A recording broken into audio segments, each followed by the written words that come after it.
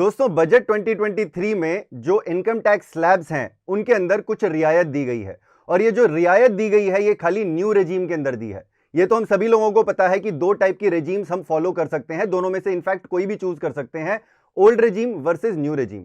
तो ये जितनी भी एक्स्ट्रा एग्जेम्पशन मिली है वो खाली न्यू रेजीम के अंदर मिली है।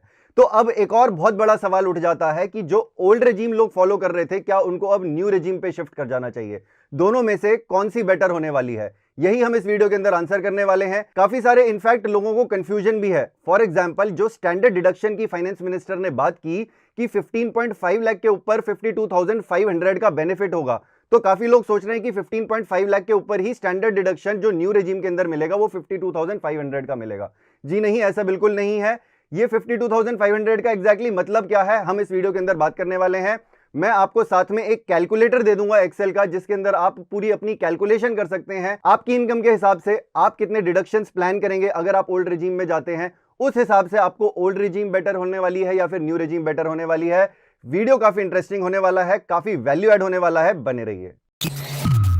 तो दोस्तों सबसे पहले तो हम स्लैब्स की बात कर लेते हैं। ओल्ड रेजीम और न्यू रेजीम के अंदर किस तरीके के स्लैब्स आए हैं। देखिए यहां पे भी इनफैक्ट काफी कंफ्यूजन हो गई है लोगों को, क्योंकि अब बहुत मल्टीपल कॉम्बिनेशन हमारे पास बन के आ रहे हैं। 0 to 2.5 लाख का एक स्लैब बनता है, जैसे कि फिर 2.5 to 5 का एक स्लैब बनता है ओल्ड रेजीम में। नए रेजीम में 0 to 3 लाख का एक स्लैब बन जाता है, 3 to 6 लाख का एक स्लैब बन जाता है। तो अब हमें कैलकुलेशन करनी होगी 0 to 2.5 के लिए, फिर 2.5 से 3 के लिए, फिर 3 to 5 के लिए, फिर 5 to 6 के लिए।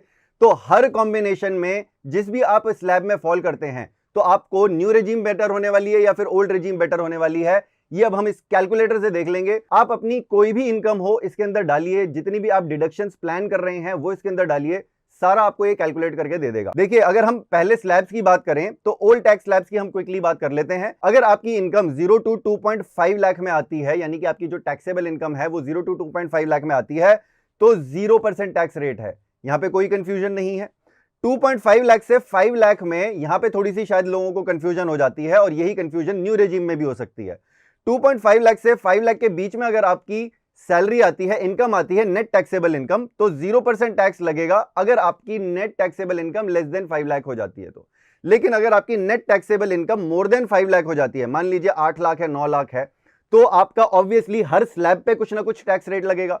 तो उसमें से जो 2.5 लाख से 5 लाख का स्लैब बनेगा उसमें आपका 5% का टैक्स रेट लगेगा।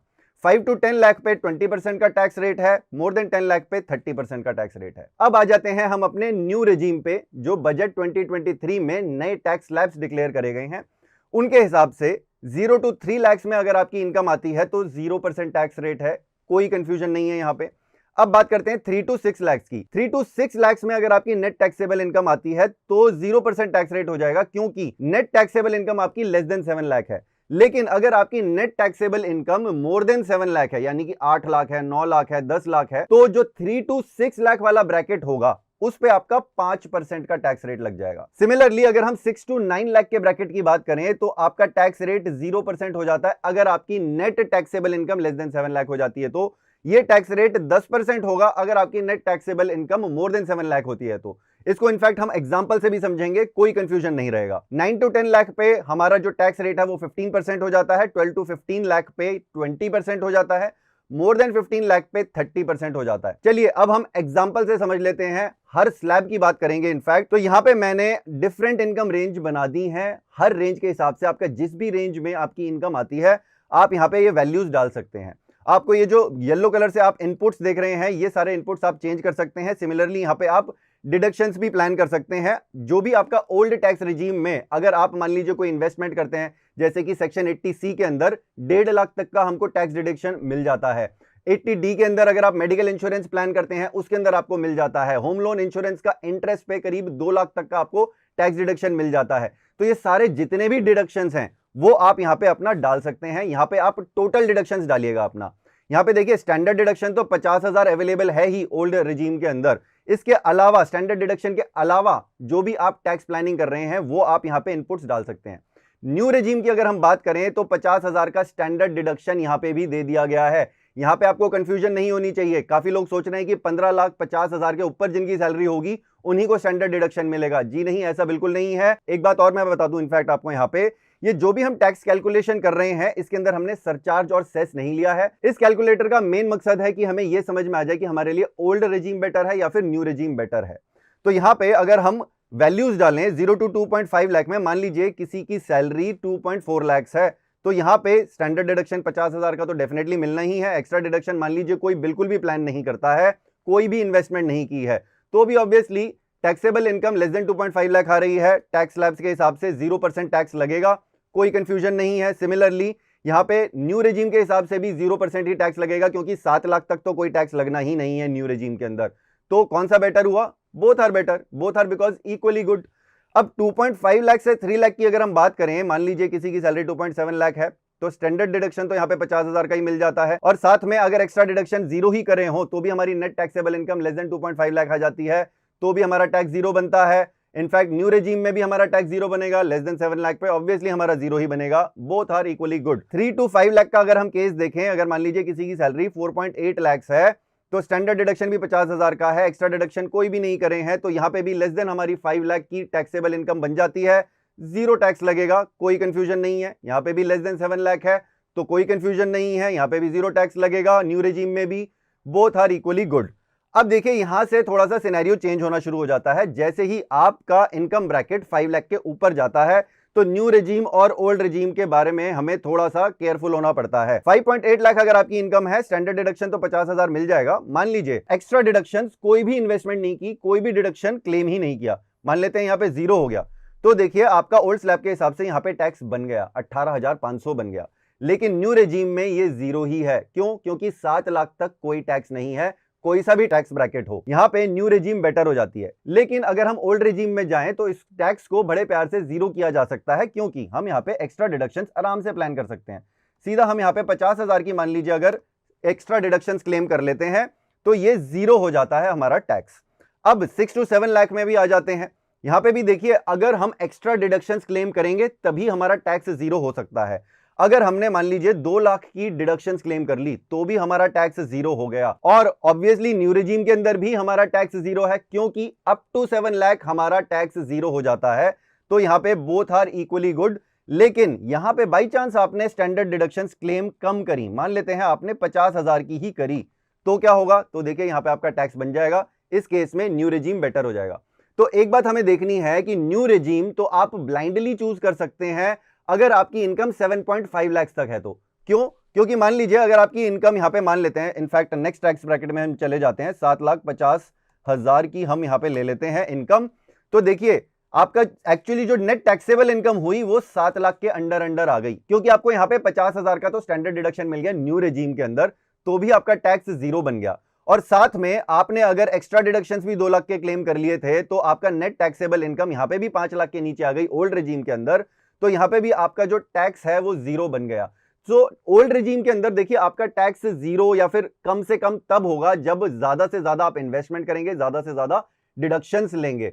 और न्यू रेजिम के अंदर आपको ऐसा कुछ प्लान करने की जरूरत नहीं है। आपके पास जो भी पैसा आ रहा है, जो भी पैसा आपकी सेविंग हो रही है जीरो टैक्स की वजह से, वो सीधा सीधा पैसा आप खर्चे के लिए यूज कर सकते हैं, उसको इन्वेस्ट करने के लिए यूज कर सकते हैं, because you have slightly more money in your hand. You don't have to plan investments as per the government, यानी कि जो गवर्नमेंट कह रही है जहां पे सेविंग्स आपको करनी चाहिए वहां करना कोई जरूरी नहीं है। आप अपने हिसाब से उस पैसे को म्यूचुअल फंड में डालिए, स्टॉक्स में डालिए, जहां मन करता है वहां डालिए।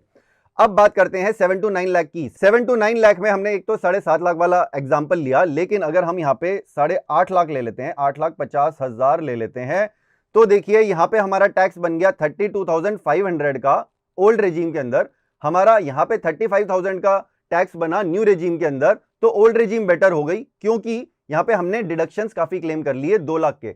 लेकिन अगर इस बंदे ने खाली 1.5 लाख का ही किया होता डिडक्शन, बेसिकली मान लीजिए खाली 80C के अंदर इसने क्लेम किया होता, तो 1,50,000 हम मान लेते हैं, तो यहां पे देखिए 42,500 हो जाता ओल्ड टैक्स स्लैब के अंदर, और यहां पे 35,000 हो जाता न्यू रेजिम के अंदर। तो देखिए न्यू रेजिम बेटर हो जाती। सो 7 लाख के ऊपर आपकी जितनी भी इनकम है, यहां पे ओल्ड रेजिम बेटर होगी या फिर न्यू रेजिम बेटर होगी, ये डिपेंड करेगा कि आपने कितनी डिडक्शंस क्लेम करी हैं। तो यहां पे आप कोई भी इनफैक्ट एग्जांपल ले सकते हैं। मैं यहां पे 12 से 15 लाख वाला एक एग्जांपल ले लेता हूं। मान लीजिए किसी की सैलरी 14 लाख रुपए है, 3 लाख के उसने अगर डिडक्शंस क्लेम कर लिए, तो 1,27,500 का टैक्स बन गया। यहाँ पे नए स्लैब्स के हिसाब से देखें तो 1,20,000 ही बना, तो न्यू रेजिम बेटर हो गई। लेकिन अगर ये 4 लाख के यहाँ पे डिडक्शंस क्लेम कर लेता तो कितना टैक्स बनता? तो देखिए 97,500 का बनता, यहाँ 1,20,000 का बनता, तो ओल्ड रेजिम बेटर हो जाती। लेकिन एक बात और हमें ध्यान से समझनी होगी, ये जो डिडक्शंस है ना, ये 4 लाख के क्लेम करने बड़े मुश्किल होते हैं प्रैक्टिकली हम बात करें तो। 1.5 लाख का तो हर कोई कर लेता है सेक्शन 80C के अंदर। सेक्शन 80D के अंदर मेडिकल इंश्योरेंस में भी 50,000 तक की आप कर सकते हैं, वो भी मैं मान लेता हूं, चलो 2 लाख तो बड़े आसान हो गए। कुछ लोग एनपीएस में भी 50,000 एक्स्ट्रा डाल देते हैं तो और 2.5 लाख हो गए। फिर यहां पे अगर आपने होम लोन नहीं लिया है तो 4 लाख तक की डिडक्शन प्लान करना बड़ा मुश्किल हो जाता है। और एचआरए एग्जेम्पशन से भी आपको ज्यादा फायदा नहीं होता है जब से ये रूल आ गया है कि 50% of your salary should be your basic salary. तो वो जो हमारी जो 3 कंडीशन होती है एचआरए एग्जेम्पशन में क्लेम करने की टैक्स डिडक्शन, उसमें आप बहुत ज्यादा एचआरए एग्जेम्पशन नहीं क्लेम कर पाते हैं। तो आपका ये जो हायर टैक्स डिडक्शन है उसके लिए आपके पास होम लोन होना बहुत जरूरी है। अगर आपका होम लोन इंटरेस्ट आप भर रहे हैं तो आप ये ज्यादा डिडक्शन क्लेम कर पाएंगे, उस केस में आपके लिए ओल्ड रेजिम बेटर हो सकती है।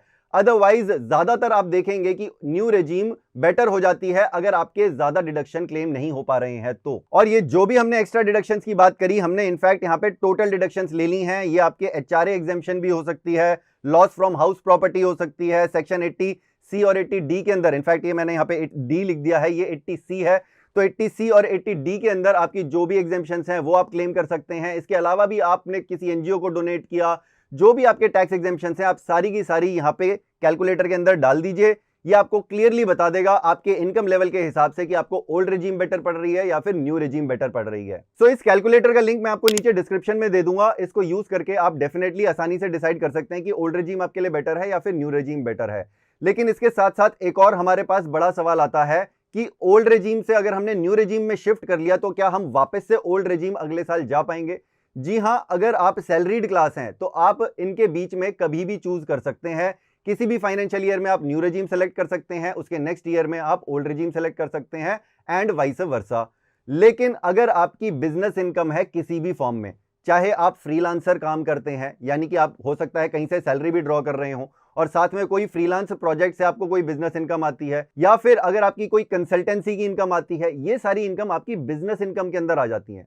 या फिर आप बिजनेसमैन हैं, कोई प्रोफेशनल है, जो भी बिजनेस इनकम अर्न करता है उसके पास खाली एक ही बार लाइफ टाइम में चॉइस है रेजिम पे वापस जाने का। यानी कि अगर आपने एक बार न्यू टैक्स रेजिम सेलेक्ट कर ली तो आप ओल्ड रेजिम पे एक ही बार जा सकते हैं, उसके बाद आपको मौका नहीं मिलेगा। दूसरा, बजट 2023 में एक और इंपॉर्टेंट अनाउंसमेंट था।